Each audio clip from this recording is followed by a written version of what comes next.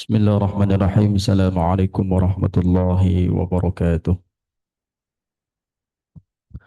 Alhamdulillahi rabbil alamin. Wassalatu wassalamu ala ashrafil anbiya'i wal mursalin. Sayyidina wa maulana Muhammadin amma ba'd.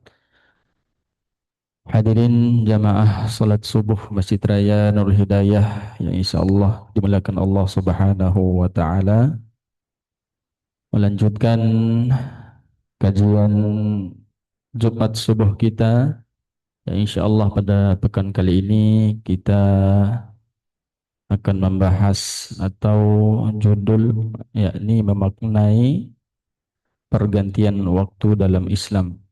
Insya Allah pada pekan kali ini juga akan dibimbing langsung oleh Al-Ustadz Dr. Haji Abdul Rahim MAG. Kepadanya kami persilahkan.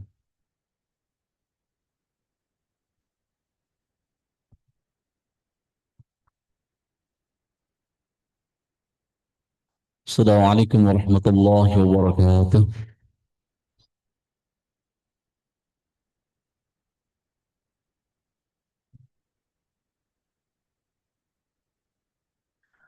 بسم الله الرحمن الرحيم. الحمد لله الذي خلق الإنسان من سلالة من طين وهدى إلى صراط مستقيم. أشهد أن لا إله إلا الله وحده لا شريك له الملك الحق المبين، وأشهد أن محمدا عبده ورسوله صادق الوعد الآمين. سبحانك لا علم لنا إلا ما علمتنا إنك أنت العليم الحكيم. رب اشرح لي صدري ويسر لي أمري واحلل عقدة من لساني يفقه قولي. Bareng-bareng, yuk.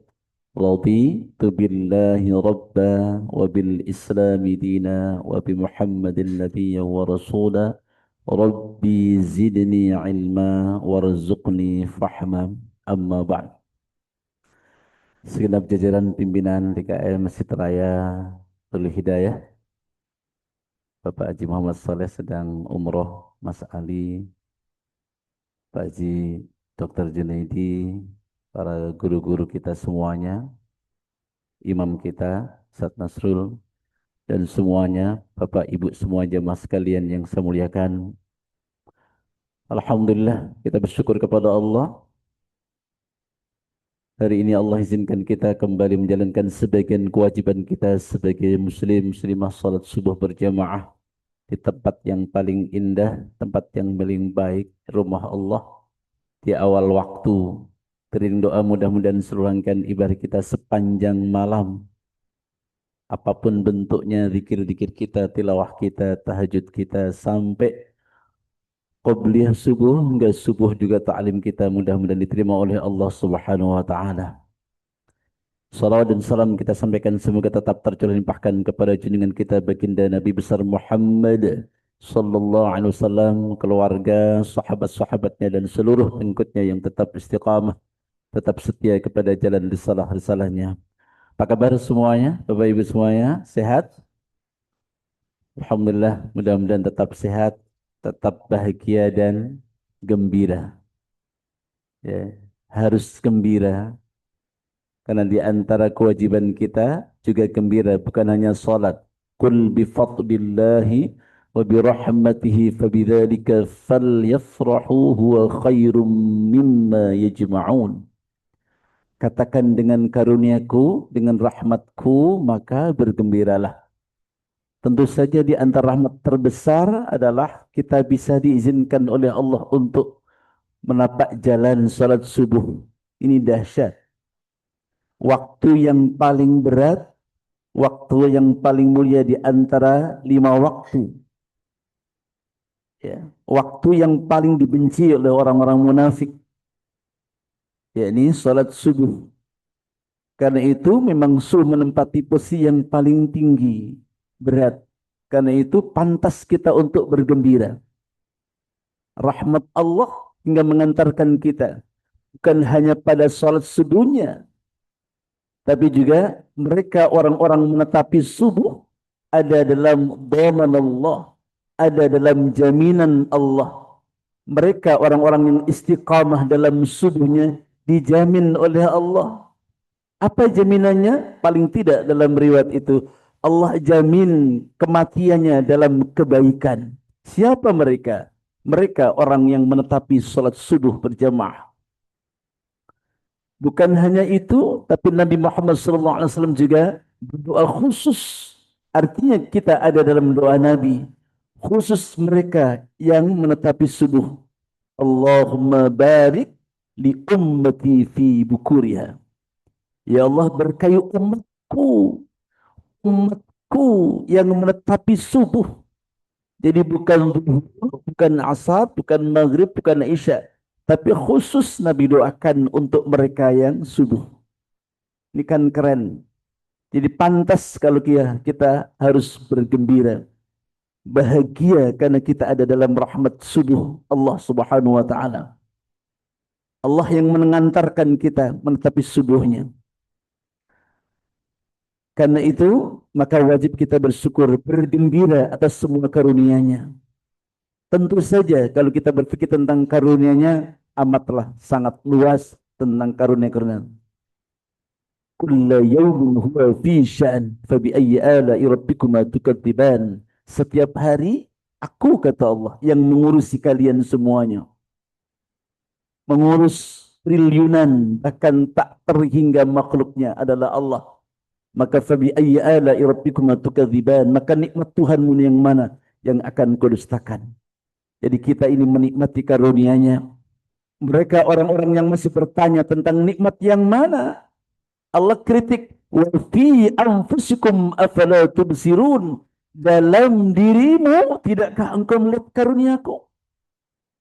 Dalam dirimu, tidak usah di luar tubuh kita, tapi dalam dirimu kata Allah, tidakkah engkau melihat aku? Tidakkah engkau melihat karunia-karuniaku? Mata ini bisa melihat karena Allah, telinga bisa mendengar karena Allah,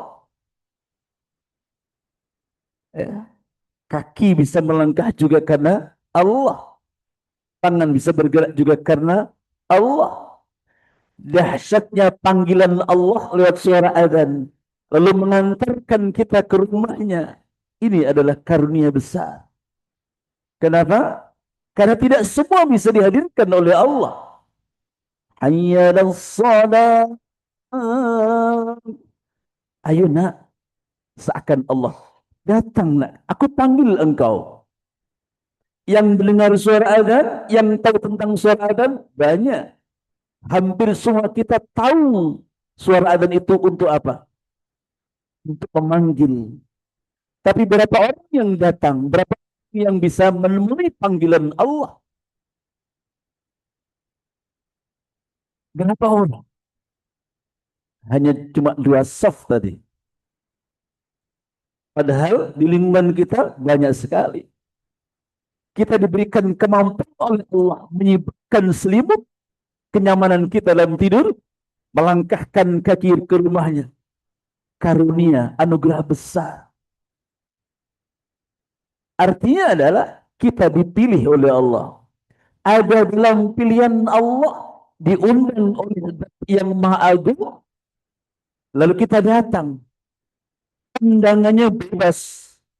Tapi mereka yang datang ternyata dipilih. Siapa yang milih? Allah. Aku inginkan engkau sujud kepadaku di subuh ini. Sementara yang lain, sebagian kita belum atau belum tergerak. Berarti kita adalah orang-orang yang dipilih oleh Allah untuk bersujud kepadanya.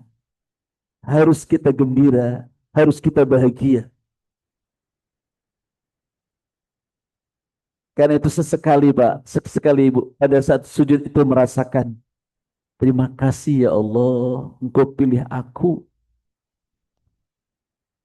Ketika sebagian orang tidak hadir, aku hadir atas izinmu. Sekali, sesekali. Karena Nabi mengatakan, aqrabul abdi indallah, sedekat-dekat hamba dengan Allah adalah saat sujud. Sekali waktu dalam lamanya kita sujud. Ya Allah, terima kasih. Engkau pilih aku, ya Allah, terima kasih. Kau izinkan aku kembali bersujud.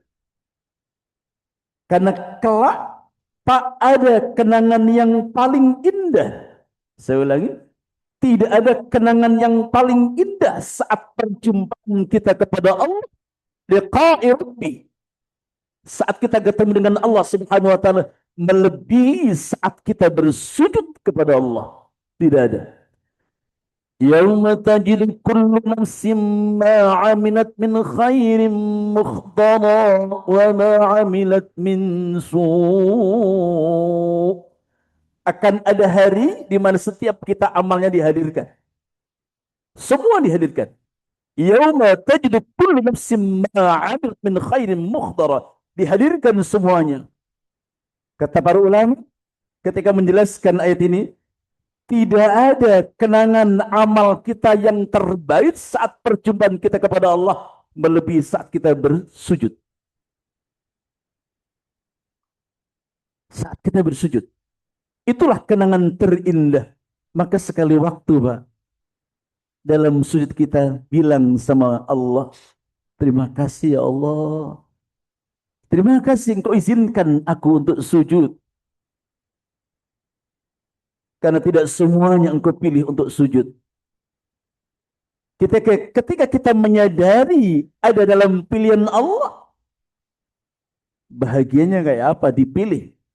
Bukan Pak Camat, bukan Pak Gubernur, bukan Presiden yang memilih kita untuk sujud, tapi Allah pemilik, penguasa, Maliki Yaumiddin, Malikin Nas, Raja di Raja manusia, Raja di Raja hari akhir, yang memilih kita untuk sujud. Jadi keren sekali, Pak. Keren tuh.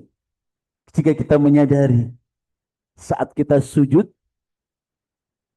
menumpahkan semuanya, karena saat itulah sedekat-dekat kita dengan Allah Subhanahu wa taala.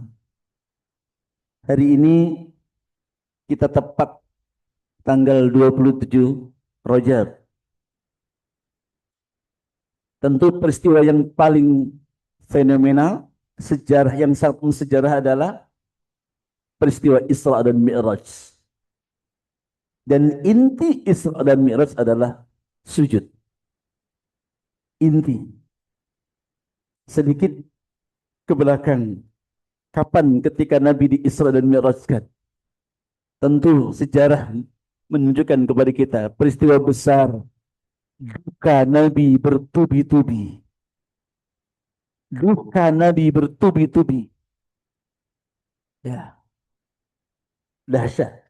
Ditinggal meninggal istri tercintanya Ibunda Khadijah radhiyallahu anha. Pembela, penyokong dana dakwah. 2/3 penduduk Mekah nah dikasih makan oleh Ibunda Khadijah. Habis seluruh hartanya untuk dakwah Nabi Muhammad. Hingga kematiannya dalam keadaan kurus kering. Rasulullah bilang sama Bunda Khadijah, wahai Khadijah, istriku. Aduh, emosional saya baca buku ini, ceritanya tentang ini luar biasa. Apakah engkau menyesal menjadi istriku Khadijah? Di pangkuan Nabi Khadijah dalam sakit parahnya. Khadijah bilang, bagaimana mungkin aku menyesal wahai Rasulullah? Dari dulu yang aku inginkan ini. Kata Nabi, dulu engkau dihormati, dulu engkau dimuliakan, dulu engkau disanjung-sanjung, dulu engkau kaya, terhormat. Tapi kini Nabi masih dalam dakwah periode Mekah. Engkau dihujat, engkau dicaci maki karena cacian makin mereka kepada aku. Habis seluruh hartamu.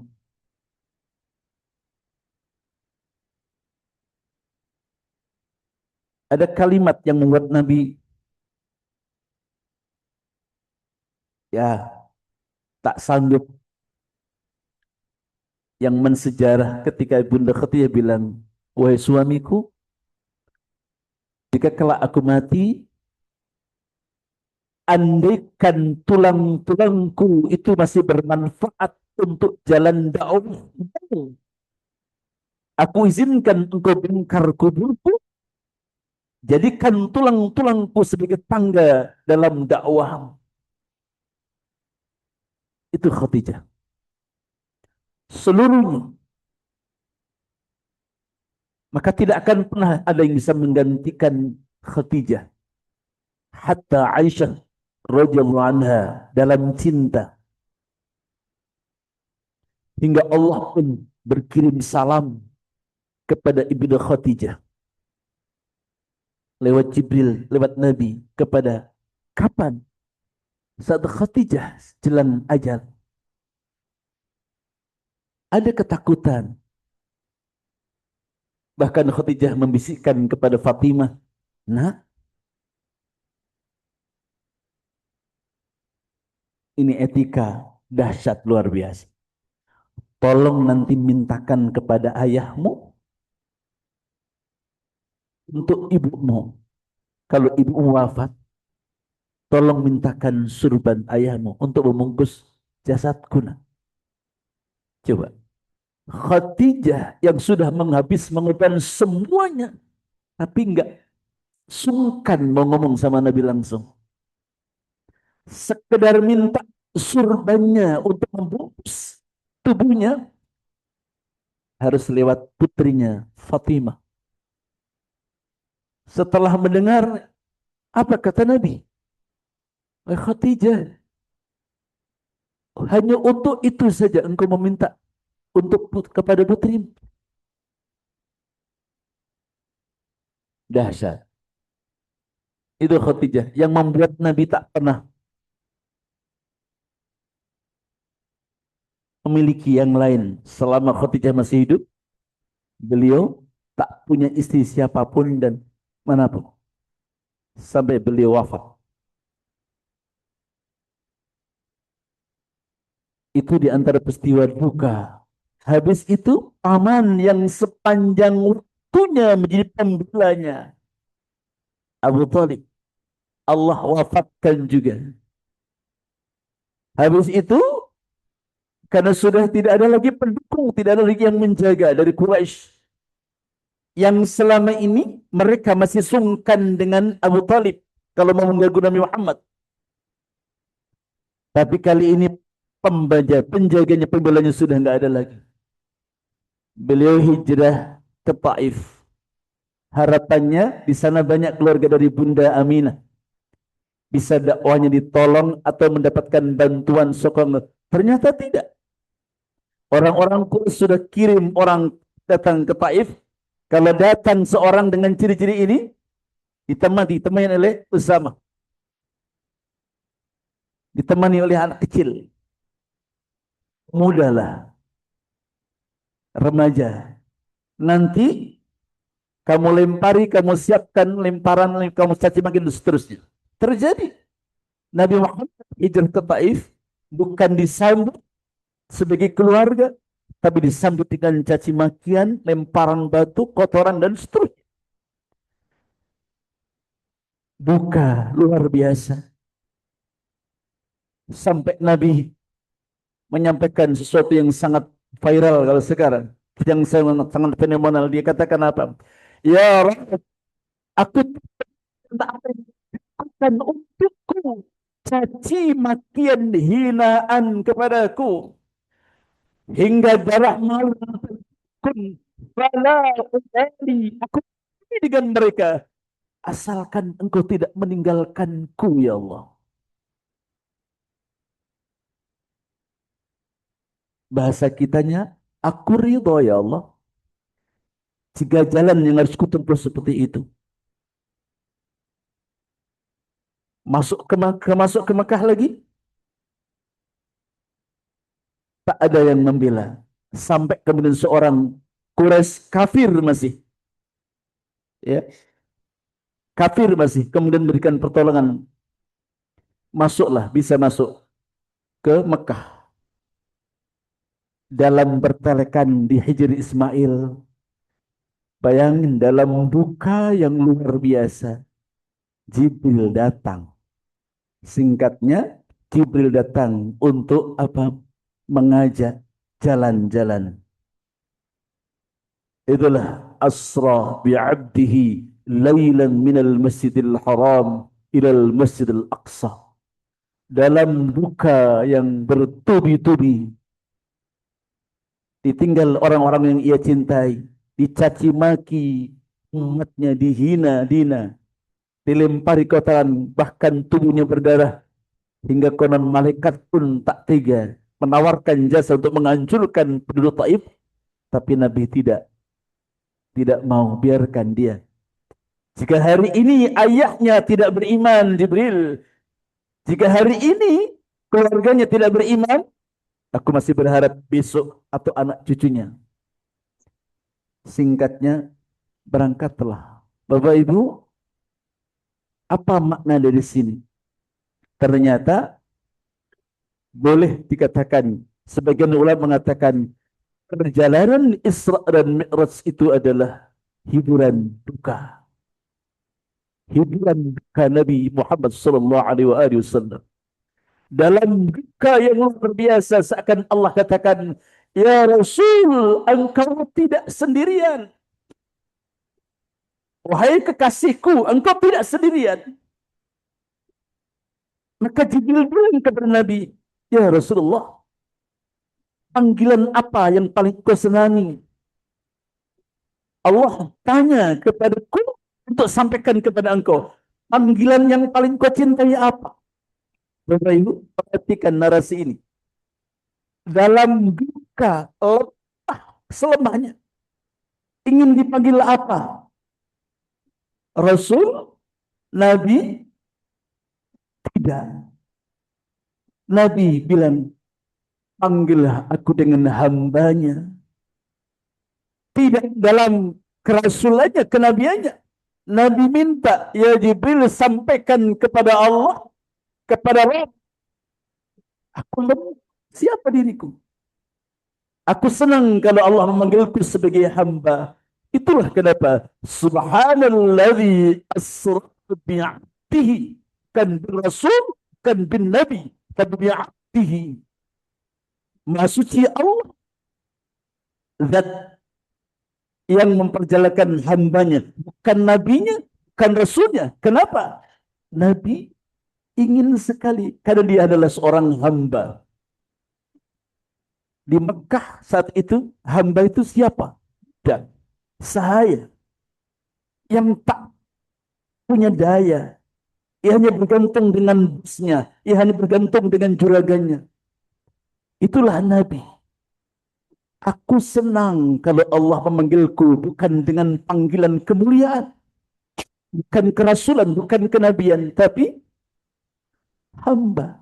Bapak Ibu, salat adalah penghambaan tertinggi kita kepada Allah.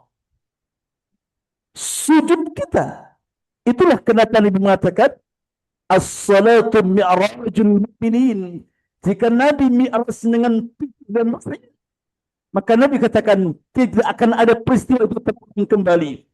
Maka kalian orang beriman bisa mi'raj dengan apa? Dengan sujud. Salat kita yang baru kita lakukan sesungguhnya adalah mi'raj. Apa itu mi'raj? Isra adalah perjalanan Nabi di malam hari. Mi'raj adalah tangga. Mi'raj adalah kendaraan. Kendaraan menuju Allah. Jadi Isra Mi'raj adalah perjalanan kita menuju Allah Subhanahu wa taala, dan puncaknya adalah sujud. Bentuk penghambaan kita tertinggi sebagai makhluk adalah saat kita bersujud kepada Allah. Itulah kenapa Nabi minta dipanggil Allah dengan ibadi. Bi'abdi, dengan hamba. Maka lihat ayat-ayat terkait dengan penghambaan. Keren. Kenapa? Namanya hamba tentu lemah. Lemah segala-galanya. Suka lupa. Kadang males sholat. Kadang males baca Al-Quran. Kadang males tahajud. Hamba. Maka Allah panggil dengan cinta. Panggilannya bukan dengan yang lain. Juga dengan kasih sayang. Qul ya ibadiyalladzina asrafu anfusihim la taqnatillah innallaha yaghfiru dzunuba jami'a. Coba. Kata Allah, Qul ya ibadilladzina asrafu ala anfusihim. Katakanlah ya Muhammad kepada siapa? Bukan kepada orang beriman, bukan kepada orang muslim, bukan kepada orang bertakwa, tidak. Allah bilangnya, hamba-hambaku. Qul ya ibadiyalladzina asrafu ala anfusihim. Katakan kepada hamba-hambaku yang sudah keterlaluan, asrafu, keterlaluan berzalim terhadap diri sendiri. Maksiat dilakukan apa saja, bentuk-bentuk maksiat, zina, judi, membunuh, syirik, apa semua bentuk-bentuk kemaksiatan. Allah bilang apa? La taqnatu min La taqnatu min rahmatillah. Jangan berputus asa. Coba, itu kan belayan cinta Allah. Wahai orang yang sedang bermaksiat, apapun bentuk maksiatmu, sudah keterlaluan maksiatmu, jangan putus apa. Allah bilang pakai apa? Hamba. Hamba. Kalau terkait dengan keputusan Tuhan. Tapi kalau terkait dengan dosa, ini di atasnya. Dengan di atasnya. Taubat. Ada orang yang berdosa, taubat, disuruh taubat oleh Allah. Siapa yang disuruh bertobat? Orang ahli maksiat? Bukan. Coba kita lihat teksnya. Yang disuruh bertobat oleh Allah adalah orang beriman. Ya ayyuhalladzina amanu tubu ilallahi taubatan nasuh. Bukan ahli maksiat otomatis kalau ahli maksiat. Tapi ahli maksiat pakai ayat yang tadi. Allah memberikan harapan kepada ahli maksiat apa. Tapi untuk kita, untuk orang-orang biasa kayak kita, dipanggil oleh Allah. Yang disuruh oleh Allah untuk bertobat siapa? Orang beriman. Kenapa? Allah tahu persis kualitas iman kita. Yazid wa yankus. Yazid wa yankus. Naik turun. Bapak Ibu, sekali lagi. Bentuk penghambaan. Ketika Allah manggil hamba, Nabi ajarkan kepada kita. Dalam duka yang luar biasa, Nabi ingin dipanggil dengan hamba. Maka, salat sebagai oleh-oleh puncak dari Isra Mi'raj adalah bentuk proses penghambaan kita tertinggi dibandingkan dengan amaliyah-amaliyah ibadah yang lain. Dan karena itulah kalau kita lihat sejarah hadis sahih Imam Bukhari Muslim, tak ada pesan yang lebih serius. Hadisnya panjang ini, Pak. Tidak ada pesan yang lebih serius untuk kita umat Nabi Muhammad dalam ibadah kecuali salat. Sampai akhir hayat, Pak. Nabi Muhammad ada dalam pangkuan Ibunda Aisyah radhiyallahu anha. Di kamar ada 3 orang selain Ibunda Aisyah. Ada Sayyidina Ali, ada Fatimah, ada Fudail. Saat ruh Nabi sudah mulai beranjak, dari kaki sudah mulai terasa dingin, naik ke betis, ke paha, perut terus sampai ke dada. Nabi berikan isyarat. Tahan. Semuanya mendengar, mendekat di mulut suci Nabi. Apa pesan Nabi? Ummati sholat.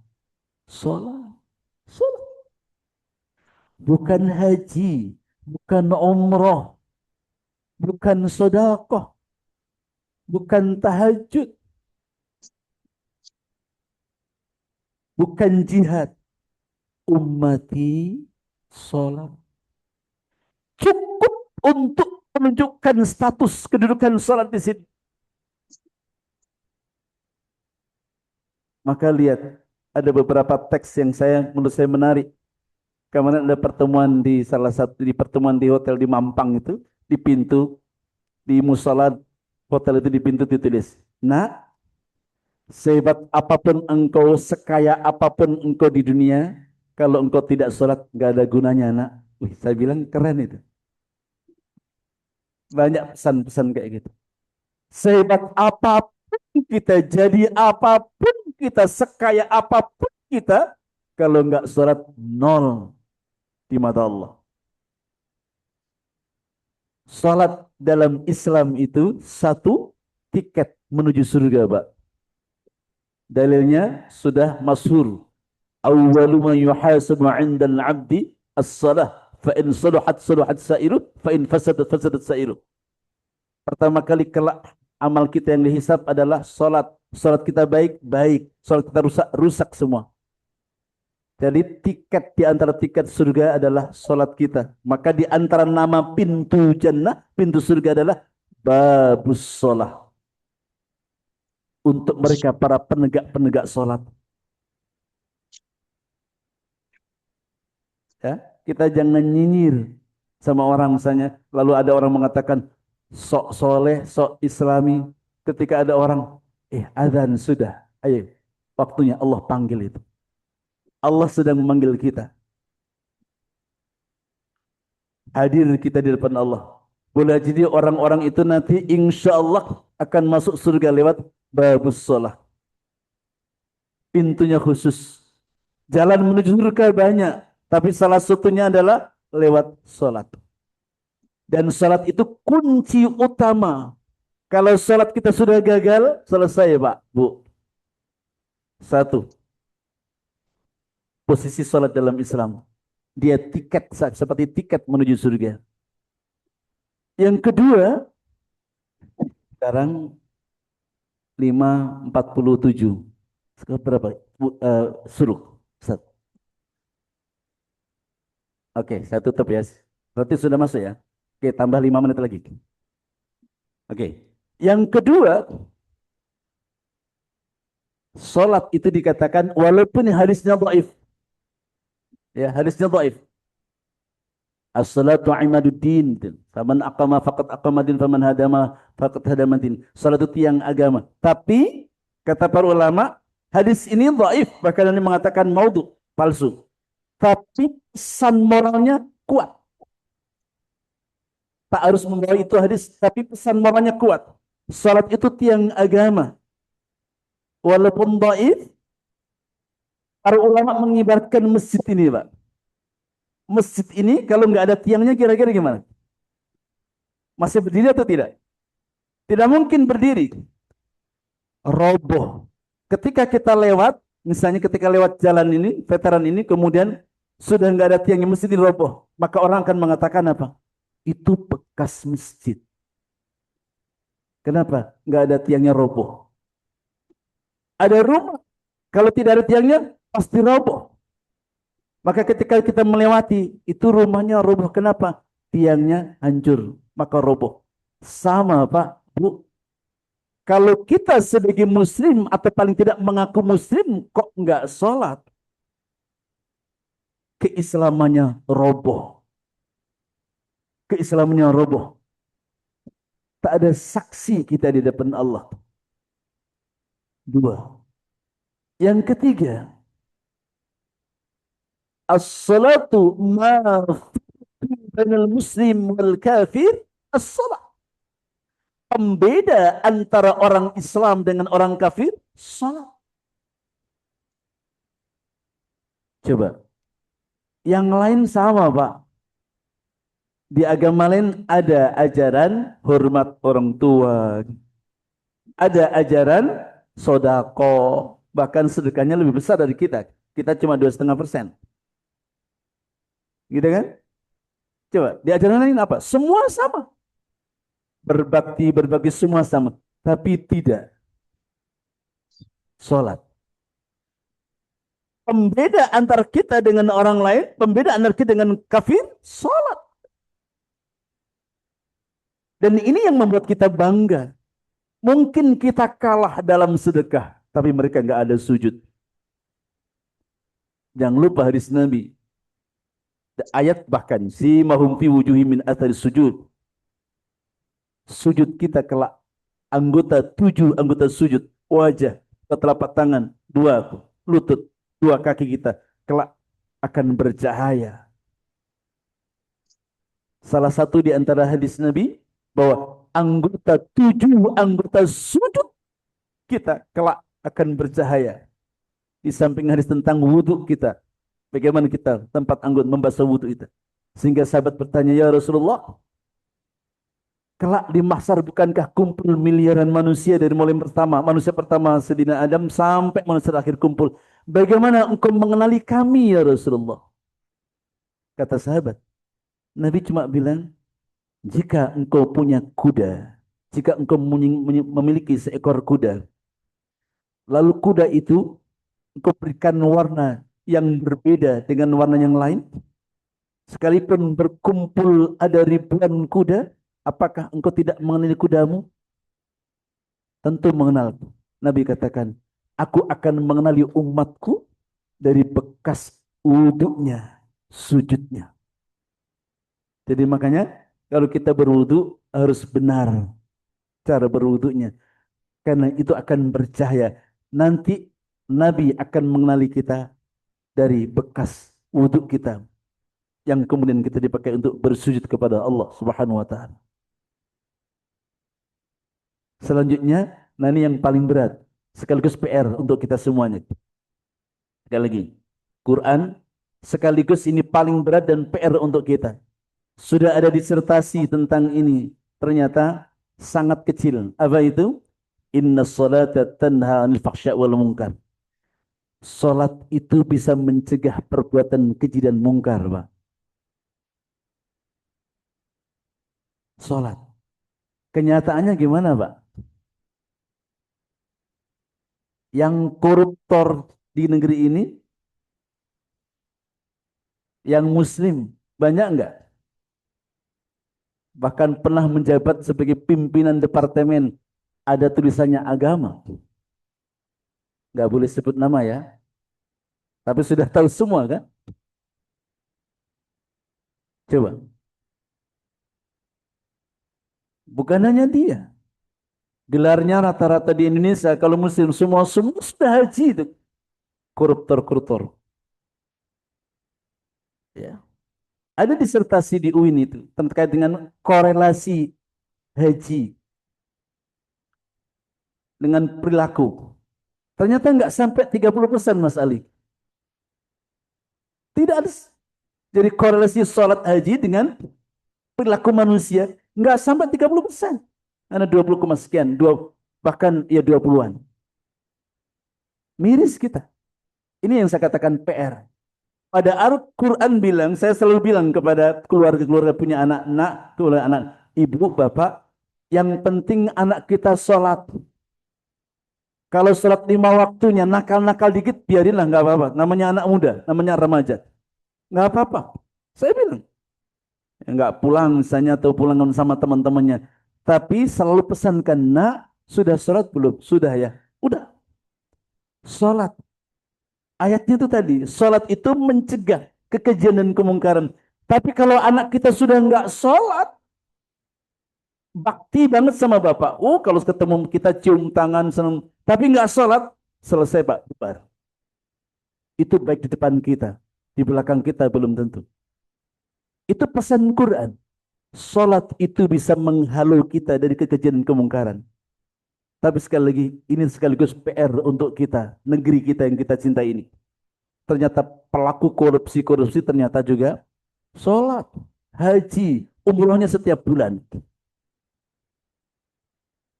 Ya, karena beli-beli rapatnya di hotel Zam-Zam sana sih. Rapat menentukan korupsi di sana. Bayangin, kita rapat. Karena saya itu ini lucu. Saya pernah ada Ustaz hafal Quran 30 juz. Ya, itu jadwal di At-Taqwa. Kemana Ustaz? pamit sama saya. Maaf Ustaz, jadwal Jumat ini saya nggak bisa ngisi. Ya ada apa? Alhamdulillah saya berangkat umroh dengan 40 orang hafid semua. Orangnya masih hidup, cerita sama saya. Saya nggak sebut nama dan insya Allah nggak apa-apa. Ini segera kisah. 40-nya hafid semua. Dibiayai oleh Mr. X. Buat apa, Sir? Minta doa agar supaya tidak ditangkap KPK. Bayangin. Orangnya masih hidup. Ya Allah. Minta doa. 40 hafid dibawa semua ke Makkah untuk diumrohkan. Karena sedang disidik. Agar supaya tidak ditetapkan oleh KPK. Setelah selesai pulang, Alhamdulillah. Akhirnya ketangkap juga, dipenjara juga. Ya Allah, saya tuh kalau ingat peristiwa ini PR, makanya saya bilang, ini tantangan kita. Ayatnya kan nggak mungkin salah ini Pak. Ayatnya nggak mungkin salah. Allah itu. Kitanya gimana gitu. Dan perlu dikaji terus itu. Ayat ini mungkin akan lahir disertasi lagi. Kenapa orang sholat kok korupsinya juga jalan? Ada apa? Saya kira ini kajian hari ini ya tentang kedudukan sholat dalam Islam dahsyat sekali. Itulah mi'raj kita kepada Allah. Ingat tadi dalam duka yang luar biasa ternyata Nabi minta dipanggil Allah dengan penghambaan dan saat kita sujud itulah proses penghambaan kita tertinggi di depan Allah dan jangan lupa kenangan kita nanti di depan Allah bukan saat kita di wisuda, bukan saat kita dilantik sebagai apa, bukan. Tapi saat kita sedang bersujud kepada Allah Subhanahu wa taala. Demikian yang dapat saya sampaikan dalam subuh kali ini. Ada pertanyaan? Enggak ada. Itu jelas semuanya. Saya kira sudah. Ada yang mau sampaikan? Oh, kirain Pak. Enggak ada. Baik, kalau itu kita akhiri sampai di sini. Waktu suruk sudah masuk. Kita salat suruk 2 rakaat. Pahalanya haji umroh. Tamah, tamah, tamah. Yang mudah-mudahan Allah berkahi kita. Allah berkahi waktu kita, berkahi umur kita, dan Allah sampaikan kita nanti di bulan Ramadan. Ayo doa bareng-bareng ikuti saya. Bismillahirrahmanirrahim. Allahumma bika asbahna wa bika nahya wa bika namut wa ilaikan nusur. Allahumma anta rabbi la ilaha illa anta khalaqtani wa ana abduka wa ana ala ahdika wa wa'dika mastata'tu a'udzu billahi min syarri ma sana'tu abu'u laka bi ni'matika alayya wa abu'u bi dhanbi faghfirli fa innahu la yaghfiru dhunuba illa anta. Demikian subhanakallahumma hamdika asyhadu an la ilaha illa anta astaghfiruka wa atubu ilaik. Wallahu muwaffiq ila aqwamit thariq. Mohon maaf. Assalamualaikum warahmatullahi wabarakatuh. Alhamdulillah kita barusan mendengarkan kajian Jumat subuh kita. Mudah-mudahan kita semua yang hadir pada subuh hari ini diberkahi Allah Subhanahu wa taala, kita semua dalam keadaan sehat walafiat. Mari sama-sama saya akhiri dengan hamdalillah. Alhamdulillahirabbil alamin. Wassalamualaikum warahmatullahi wabarakatuh.